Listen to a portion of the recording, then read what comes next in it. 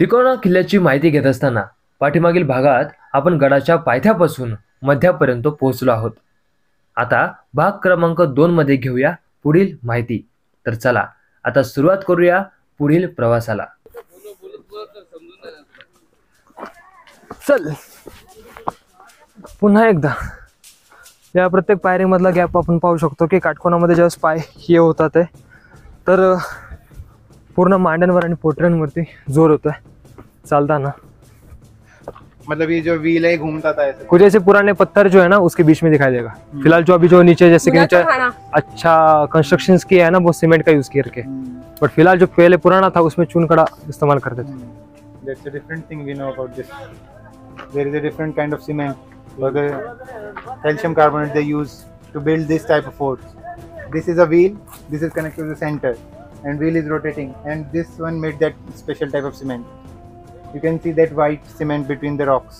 Yeah, there. I see. That's a special. नाही काय नाही त्यात काय नाही प्रॉब्लेम नाही काय नाही ओके थँक्यू। असं पाहायला नाही भेटत घाणा जरी असं म्हणजे असं जसं इथं जातं दिसतंय हे जातं जे आहे ना याने पूर्ण बारीक केला जायचा ती जागा आहे आणि त्या टाइमला एवढा मोठा एखादा व्यक्ती पूर्ण नाही करू शकत। पहिलं आपल्याकडे ते उसाचं घुराळ होतं ज्या ठिकाणी ते बैल वगैरे यूज तसंच सेम असं हे यूज करून हे पूर्ण फिरत असेल आणि त्यानंतर ते पूर्ण बारीक मिश्रण करून त्याचं जे मिश्रण आहे ते त्या पायऱ्यांमध्ये यूज करतील आणि हे वरती याच्यावर ठेवून इकडचा पार्ट। आणि आता हे जर आहे ना हे पूर्ण त्यांनी पॅक ह्यासाठी केलंय की जेणेकरून परत एकदा कोणी जरी ते जर आता जर मोकळा असतं तर परत ढकलाढकली ह्या गोष्टी करून ते नासधूस झाले असते। छत्रपती शिवाजी महाराजांच्या काळात किल्ले बांधणीसाठी आत्ताच्या सारखे सिमेंट उपलब्ध नव्हते, म्हणून त्या काळी भक्कम दगडी बांधकामासाठी एक मिश्रण तयार करण्यात यायचे। त्यामध्ये प्रामुख्याने चुनखडक, वाळू, बेलफळ आणि मेथीच्या बिया ह्या घाण्यामध्ये वाटून बांधकामासाठी आणि किल्ल्याच्या लढाईत झालेल्या पडझडी दुरुस्तीसाठी वापरले जात असायचे, म्हणून हे घाणे अजूनही किल्ल्यावर शाबूत आहेत। आणि याच वापरलेल्या मिश्रणामुळे सर्व किल्ले ऊन, वारा आणि पाऊस झेलत तेवढ्याच दिमाखाने उभे आहेत। सर्वच किल्ल्यांवर कितीतरी लढाया झाल्यामुळे सर्वच किल्ल्यांच्या तटबंदी, बुरुज आणि वाड्यांच्या भिंती बऱ्याचशा प्रमाणात ढासळल्या गेल्या आहेत। पुढील पिढीसाठी छत्रपती शिवाजी महाराजांचा हा इतिहास जिवंत राहण्यासाठी सर्वच किल्ल्यांचे संवर्धन आणि सुरक्षा तेवढीच महत्त्वाची आहे। धन्य ते मावळे आणि धन्य ते कारागीर।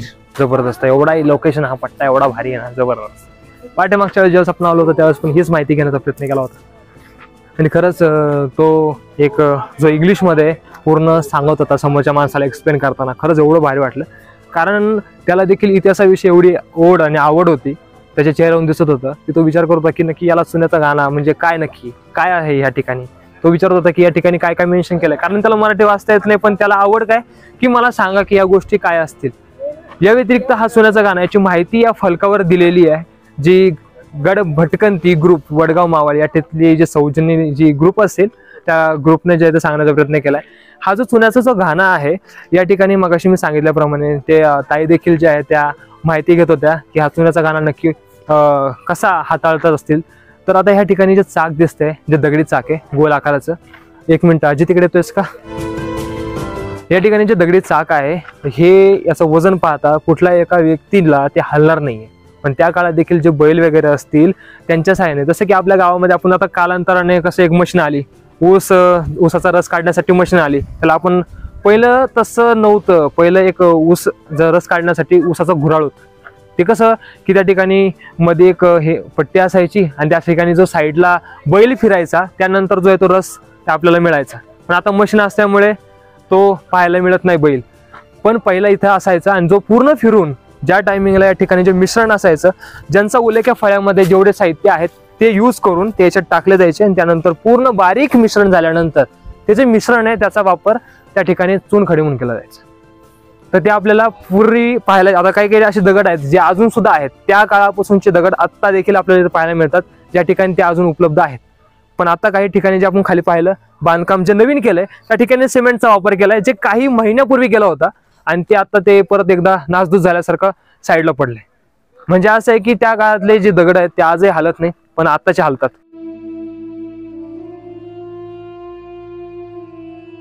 आजी प्रत्येक किल्ल्यावर पळायची सवय इथं नाही ही जमणार. इथून जर अजिबात जर तुला सांगतो जर पळालो तर सरळ गाचपान वरून यायचं सरळ, पण ज्या टायमिंगला यायचं त्या टायमिंगला काय जेवण यायचं. बाले किल्ल्याकडे जे आहे ते जाण्यासाठी हा मार्ग आहे. या ठिकाणी ज्या पायऱ्या आहेत आपण पाहू शकतो एकदम सरळ अशा दिसतात आहे, ज्यातून जाताना काही नाही पण येताना खूप अडचणींना सामोरं जावं लागतं. कारण ज्यांना उंचावरून खाली उतरण्याची भीती वाटते त्यांच्यासाठी सगळ्यात जास्त रिस्की आहे. त्यामुळे खाली येताना काळजी घेऊन येणे, कुठल्याही प्रकारची घाई गडबड न करता उतरण्याचा प्रयत्न करायचा. त्या ठिकाणी आपण जे आहे ते आता वरती बाले किल्ल्याकडे जातोय. तर जाताना या ठिकाणी 2 पायऱ्यांचा फरक आहे. जसं की या ठिकाणी ज्या पूर्वीच्या काळातल्या पायऱ्या असतील त्यांचा आकार हा मोठा असावा, पण यातले काही मोजक्याच पायऱ्या या ठिकाणी पाहायला मिळतील. या व्यतिरिक्त जसं की ह्या दगड पायऱ्या आहेत आणि यांचं नवीन बांधकाम झाल्यामुळे ह्या आत्ताच्या पायऱ्या आहेत, हा फरक आहे. तर बाले किल्ल्याच्या ज्या दरवाजाकडे जाताना हा पहिला दरवाजा लागतोय जो बाले किल्ल्याकडे जाताना लागतो. या व्यतिरिक्त तुम्हाला पायऱ्या जो 2 पायऱ्या आहेत त्यातला फरक तुम्हाला सांगितलंच. जसं की काही ठराविक अंतर असं आहे ज्या ठिकाणी ह्या पायऱ्या पाहायला मिळतील आपल्याला, ज्या ठिकाणी ज्यांचं बांधकाम हे आता काही वर्षांपूर्वी केलं असावं. आणि साईडला ज्या पायऱ्या आहेत ह्या दगडामध्ये कोरीव काम केलेल्या आहेत ज्या पूर्वीच्या. फक्त एवढंच आहे की काही काळानंतर ह्या फोडल्या, म्हणजे जसं की ब्रिटिशांनी त्यांनी देखील ह्या फोडल्या असाव्यात असा अंदाज वर्तवतोय मी. या व्यतिरिक्त वरती जाताना आता ते एक ठराविक लिमिट होतं ज्या ठिकाणी सांगितलं त्या ठिकाणी पायऱ्या संपतील आणि त्यानंतर पुन्हा एकदा दगडी ज्या पायऱ्या आहेत तर या ठिकाणी जो आहे आपला दरवाजा पाहायला मिळतोय. जसं जे आहे ते बांधकाम हे काही दिवसांपूर्वी झालं, म्हणजे जसं की काही वर्षांपूर्वी, आणि याच्यावरती जे आहे ते काही मोजक्याच गोष्टी उपलब्ध आहेत. जसं की आता ही जी कडी आहे तुटलेल्या अवस्थेमध्ये, हा दरवाजा प्रॉपर वर्कमध्ये नाही आहे. एकच दरवाजा जो आहे तो यूज केला जातोय. या व्यतिरिक्त असं काही दिवसांपूर्वी याच्या ठिकाणी एक जाळी होती, जेणेकरून काही पालापाचोळा किंवा काही बाटल्या वगैरे जे आहे या ठिकाणी पडू नये म्हणून. पण काही कालांतराने त्याच्यावर लक्ष न दिल्याने त्याची जी जाळी आहे ती पण खाली पडली आहे. त्यामुळे आता अजून हे दूषित पाणी झाले. काही काळापूर्वी जर हे वापरत असेल तर हे पिण्यायोग्य पाणी असावं, पण आता सध्या वापरात नाहीये, त्याच्यामुळे पिण्यायोग्य अजिबात नाहीये. कळलं? ज्या लोकेशन विषयी मी तुला खूप दिवसांपासून सांगत होतो की आपण याच किल्ल्यावरती गेलो होतो आणि त्या ठिकाणी त्या लोकेशनवरून आपण जेवलो होतो. ते लोकेशन त्या ठिकाणी ज्या ठिकाणी मोजके लोक जातात त्या ठिकाणी आपण गेलो होतो. तर या ठिकाणी जे खाली आहे पाण्याची टाकी, तर त्या पाण्याच्या टाकीविषयी जी माहिती दिली आहे ती या लोकेशनला आपल्याला पाहायला मिळते. त्याआधी थोडंसं अजून वरती जाऊया. या ठिकाणी काही पायऱ्या आहेत. तुम्ही वरती गेले नाहीत का? हो सर, ऊपर गए नहीं क्या आप? जा क्या है? ओके. तर या ठिकाणाहून थोडीशी जी वाट आहे ती जाते. पूर्वी ज्यावेळेस पाठीमागच्या वेळेस आम्ही आलो होतो त्यावेळेस ह्याच रस्त्याने वरती गेलो होतो आणि जेवण देखील केलं होतं. थोडंसं इथं अडचणी खूप आहे. झाडाचा पालापाचोळा व्यतिरिक्त झाडांचा इथं घोळका जास्त आहे. सो त्यामुळे या ठिकाणी तुम्ही पाहू शकता एक छोट्याशा अशा जंग्या आहेत ज्या प्रत्येक किल्ल्यावरती असतात. त्या जंग्या आपल्याला पाहायला मिळतील. प्रत्येक गडावर आपण भ्रमंती करताना संरक्षक भिंती आणि बुरुजामध्ये बनवलेल्या जंग्या आपण बघतो. तर काय असतात ह्या जंग्या ते पाहूया. पूर्वीच्या काळी ह्या जंग्या खूप मोठी कामगिरी पार पाडायच्या. थोडक्यात काय तर या जंग्या शत्रूवर मारा करण्यासाठी आणि टेहाळणीसाठी वापरल्या जायच्या. आणि आपण व्यवस्थित बघितलं तर या जंग्या सरळ नाहीत. या वरून खाली अशा बनवल्या गेल्यात, त्यामुळे गडाच्या परिसरातला शत्रू हेरून तोफांचा मारा केला जायचा. या जंगीच्या आतून मारा करणं सोपं होतं, पण बाहेरून ते शक्य नव्हतं. कारण किल्ले हे उंचीवर असल्याने तोफांचा गोळा सहज किल्ल्यात येणं शक्य नव्हतं.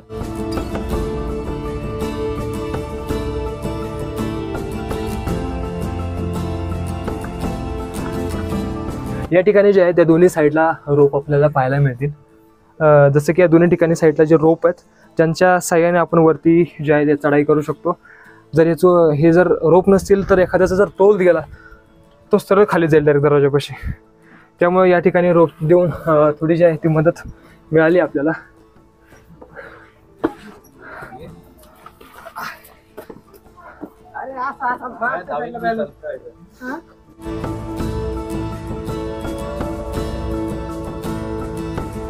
तर आपण जे खाली आता पायऱ्यावरती चढून आल्यानंतर या ठिकाणी अजून एक बुरुंज लागतोय. जसं की तुम्हाला सांगितलं की त्या ठिकाणी देखील एक पूर्ण एरियामध्ये जो समोरील जो परिसर आहे त्या ठिकाणी लक्ष देण्यासाठी जागा आहे. या ठिकाणी देखील एक बुरुंज या ठिकाणी देखील आहे. इथून तर सरळ डायरेक्टली पायऱ्यावरती येणारी व्यक्ती दिसते. हे लोकेशन पाहू शकता. ज्या टायमिंगला आपला पाठीमागची पूर्ण तो व्हिडिओ काढला जो आपण अपलोड करायच्या आधी तो एक करप्ट झाला त्या फाईल, त्याच्यातली एक मे बी एक फाईल आहे, त्यामध्ये आहे इकडचा व्हिडिओ.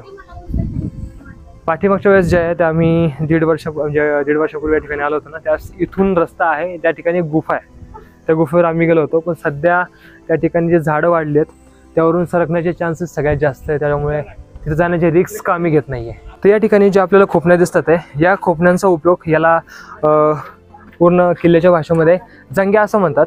या ठिकाणाहून जे आहे ते असे काही मोजके ठिकाणं असतात जसे की मेन पॉईंट, तो एरिया पूर्ण आपण या जंग्याद्वारे पाहू शकतो. की आता जसं की खाली काही लोक जातात आहे त्या आपल्याला इथून पाहता येऊ शकतात की कुठली व्यक्ती त्या ठिकाणी खाली जाते. या व्यतिरिक्त आपण हा बुरुंज आहे.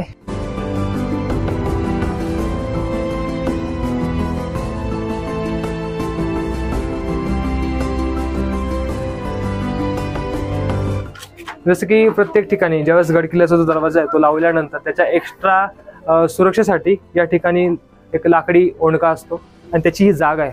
आता जसं की या ठिकाणी जो लाकडी ओंडका जो आहे ना तो पूर्ण आतमध्ये जातो. या ठिकाणी अक्षरशः सगळा ओंडका जात असेल आणि या ठिकाणी काही फक्त मोजका भाग आहे, म्हणजे तो तिथून इथून इथपर्यंत हा पूर्ण बसून ज्यावेळेस आत म्हणतो आपण कडी लावतो तशाप्रमाणे या ठिकाणी करता येतो. जो किल्ला असतो त्याच्यावरती जे लोकेशन असतं जसं की दरवाजाच्या आतमध्ये आल्यानंतर नगरखाना असतो. जसं की एखादी व्यक्ती ज्यास वरती येते, जसे एखादी वरिष्ठ व्यक्ती असेल त्याची वर्दी देण्यासाठी त्याच्यावरती नगरखाना असतो. या ठिकाणी फक्त आपल्याला एकच दगड दिसतोय नगरखान्याचा. या व्यतिरिक्त बाकीचं पूर्ण जो आहे तो सपाट पृष्ठभाग आपल्याला इथं पाहायला मिळतोय. या व्यतिरिक्त ह्या ठिकाणी परत मी तुम्हाला सांगितल्याप्रमाणे प्रत्येक लोकेशनला या ज्या आहेत त्या जंग्या आहेत आणि ज्या ठिकाणी तोफ ठेवली जायची ती म्हणजे ही मारजंगी जी आपल्याला इथं पाहायला मिळते, ज्या ठिकाणाहून समोरचा पूर्ण परिसर आपल्याला इथं पाहायला मिळतोय.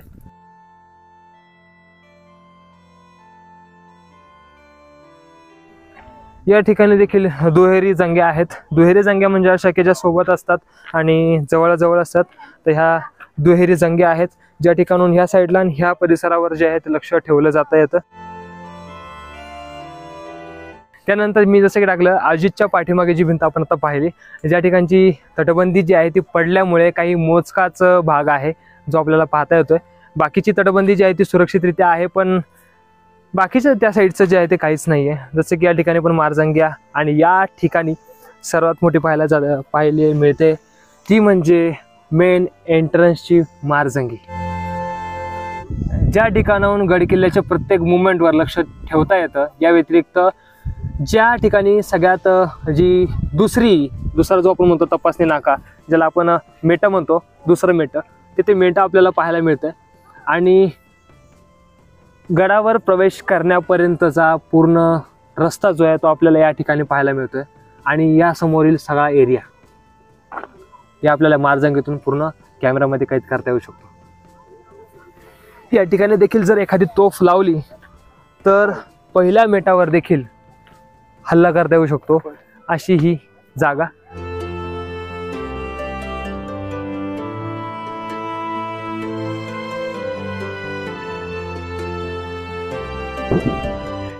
या ठिकाणी पण थोडीशी जी आहे ती दगडी बांधकाम दिसते आपल्याला. आणि तिथून थोडंसं वरती गेल्यावर एक मंदिर आहे, त्या मंदिराचं दर्शन घेऊया. उंची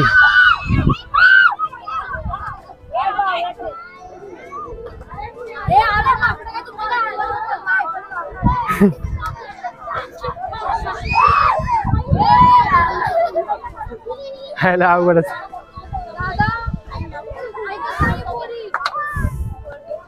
मित्रांनो, कोणत्याही गडावर भ्रमंती करताना तेथील माकडांना खायला देऊ नये असं माझं मत आहे. कारण का तर ज्यावेळी आपण त्यांना खायला देतो त्यावेळी त्यांना पुन्हा कोणीतरी असंच खायला देईल असा समज त्यांच्या मनात राहतो. थोडक्यात काय तर सवय लागून जाते. आपण त्या किल्ल्यावर दररोज जात नसतो, केव्हा तरी 6 महिन्याने किंवा वर्षाने आपण जातो, पण दरम्यानच्या काळात कितीतरी नवनवीन देशी विदेशी पर्यटक त्या किल्ल्यावर येत असतात आणि प्रत्येक जण खाद्यपदार्थ आणत नसतो. मग ती माकडे हे काहीतरी देतील या अपेक्षेने त्यांच्या मागे मागे येतात. मग ते हात किंवा काठी उगारून त्यांना हुसकवण्याचा प्रयत्न करतात, पण तो शेवटी एक जीव आहे, त्यालाही राग येतोच आणि मग ते दात विचकत अंगावर धावून येतात. मग आपण घाबरून इकडे तिकडे पळण्याचा प्रयत्न करतो.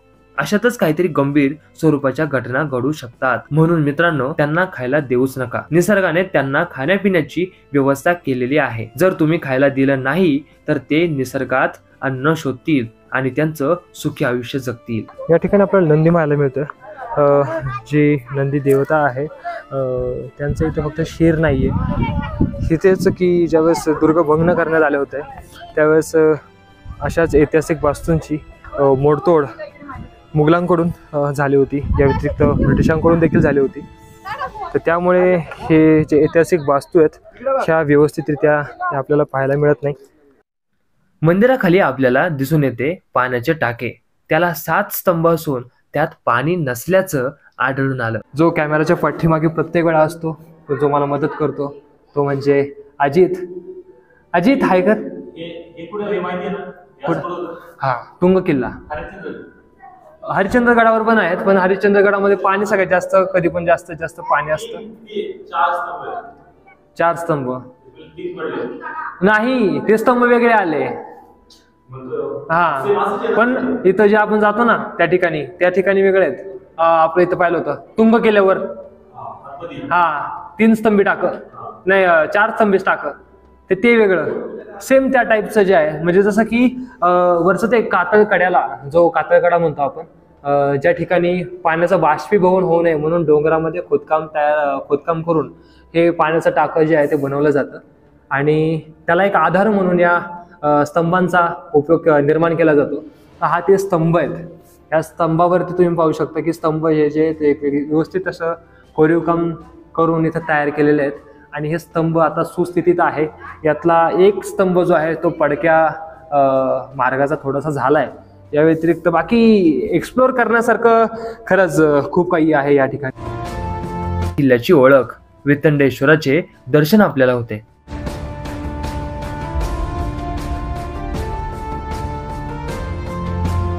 15व्या शतकाच्या अखेरीस मलिक अहमद निजामशाह याने इसवी सन 1482 ते 83च्या सुमारास जुन्नर प्रांतावर स्वारी करून जुन्नरचा बराचसा प्रांत आपल्या ताब्यात घेतला आणि त्यानंतर लोहगड काबीज केला. 1485 मध्ये मलिक अहमद निजामशाहने हा किल्ला जिंकून निजामशाहीत आणला आणि इतिहासातील सर्वात महत्त्वाची माहिती म्हणून ओळखली जाणारी घटना म्हणजे इसवी सन 1657 मध्ये शिवाजी महाराजांनी हा किल्ला जिंकून स्वराज्यात आणला.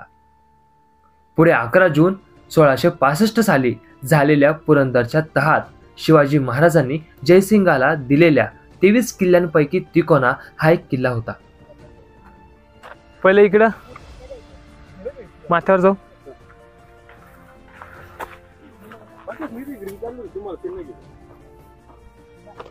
पुरानी चीजों को याद नहीं लगते. नहीं, पुरानी चीजों को याद नहीं रखते हम.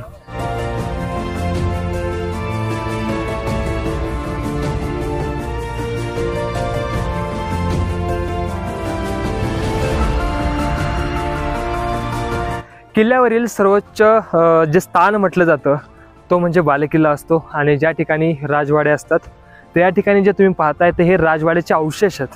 जो म्हणतो आपण राजवाडा जो म्हणतो तो ह्या ठिकाणी मोठा असावा, जो नेहमी वापरत असल्याने इथली जागा पाहताय तुम्ही.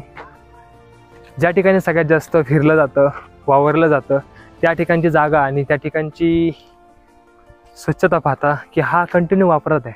लोक याच्यावर कंटिन्यू चालून जो आहे पूर्ण या ठिकाणची माती देखील पाहताय पूर्ण निसरडी आणि छान आहे. या व्यतिरिक्त इथून आपल्याला जो दिसतोय तुंग किल्ला दिसायला पाहिजे होता एवढ्या वेळामध्ये.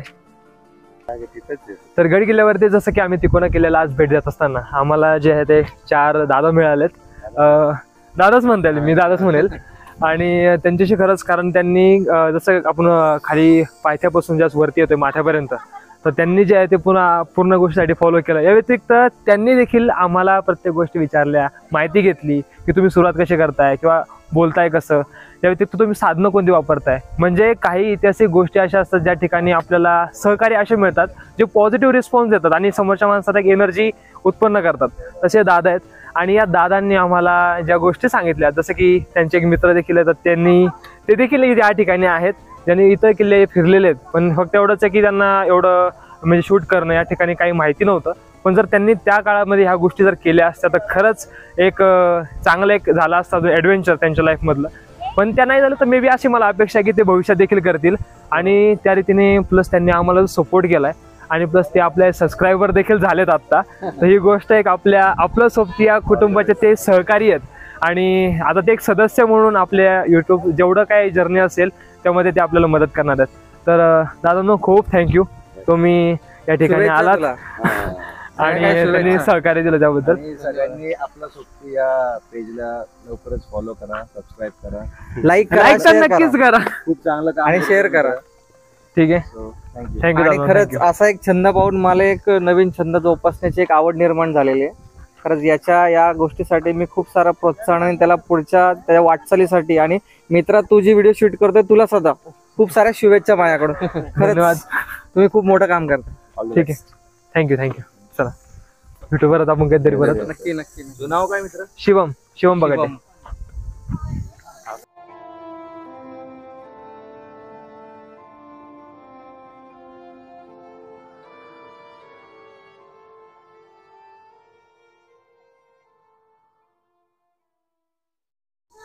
तर या ठिकाणी जे आहे ते आपण आता तिकोना किल्ल्याच्या एकदम वरती आहोत. तर आपल्याला एक टाकं मिळतं जे पाण्याचं जे खूप मोठं आहे. फक्त एवढंच आहे की काही हे पिण्यायोग्य नाही आहे पाणी. सगळ्यात महत्त्वाची सगळ्यांसाठी एक सूचना म्हणजे हे पिण्यायोग्य नाही आहे. या व्यतिरिक्त त्याच्यामध्ये थोडासा काही कचरा वगैरे आहे, केर कचरा आहे, त्यामुळे पाणी पिण्यायोग्य नसून पण काही गोष्टींच्या वापरांसाठी चांगलं आहे, जसं की झाडांसाठी वगैरे.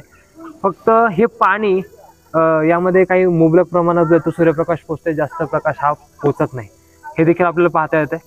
आणि साईडचं जे बांधकाम आहे हे त्या पूर्वीच्या त्या काळातलं आहे. जसं की तुम्ही त्या ठिकाणी जे पाहू शकता, हा पूर्ण एरिया जो आहे तो पूर्वीच्या काळातला आहे. जसं की हा जो खडक आहे, जसं की ह्या ठिकाणचा जो खडक तुम्ही पाहू शकता, जो हा खडक, या ठिकाणी जो दगड आहे ही सगळी चुनखडी असावी, जे वाळूचं मिश्रण तयार करून जे आपण म्हणतो तर त्या काळातलं आहे. कारण प्रत्येक गडातल्या वास्तू ह्या नासधूस झालेल्या अवस्थेत नाही आहेत, पण ह्या पूर्वी ज्या आहेत, ज्या आता याच्यामध्ये ज्या बेचक्यांमध्ये जो आहे तो चुना वापरला गेला आहे. त्यामुळे हे जे बांधकाम आहे खालचं, वरचं तरी सांगता येणार नाही, पण जे खालचं जे आहे ते त्या काळातलं आहे. आणि पाण्याच्या टाक्या ज्या आहेत दगडामध्ये खोदलेल्या त्या देखील आपल्याला इथं पाहायला मिळतील. ऐसे पहचान वाले लोक आपण को मिल गए. रोनी तुला भेटून खूप छान वाटलं. खूप छानच. नक्की भेटूया आपण परत एकदा कधीतरी करू ट्रिप कधी. ते थांब, इथे नेट आहे का? हा, सर्च करून टाकूया, भाऊला रिक्वेस्ट टाकूया, नेक्स्ट टाइम प्लॅन होईल.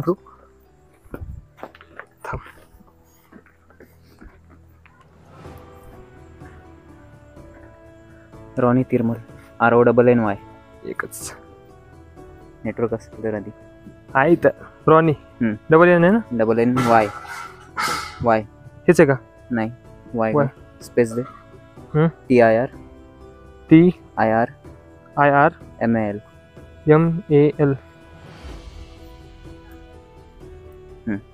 वही आएगा. यस, फॉलो कर दिया. सुकून आहे भाई. तुझं गाव कुठलं? रत्नागिरी म्हटलं? रत्नागिरीची पण. अरे वा, ते लाल खडक तुमच्याकडेच असतो. जांबा दगड. दुसरीकडे कुठंच नाही ना तो? नाही, पूर्ण फक्त तेवढंच. म्हणजे याच्या पुढे जर काय घ्यायचं म्हटलं तर तुझ्याकडूनच घ्यावं लागते मला. तर अशा रीतीने जे आहे ते तिकोना किल्ल्याचा आपला जो ट्रेक आहे, जी आज माहिती घ्यायची होती ती माहिती घेतली आणि आपला ट्रेक संपलाय. तर आता आपण परतीच्या प्रवासाला लागलोय. आजचा अनुभव हा व्हिडिओद्वारे तुम्हाला समजलाच असेल की व्हिडिओ कसा आहे. या व्यतिरिक्त जर तुम्ही चॅनलवर नवीन असाल तर लाईक आणि शेअर, सबस्क्राईब करायला विसरू नका. आणि तुमच्यासाठी असे नवीन व्हिडिओ आम्ही घेऊन येतच असतो. त्यामुळे तोपर्यंत काळजी घ्या स्वतःची व इतरांची. धन्यवाद.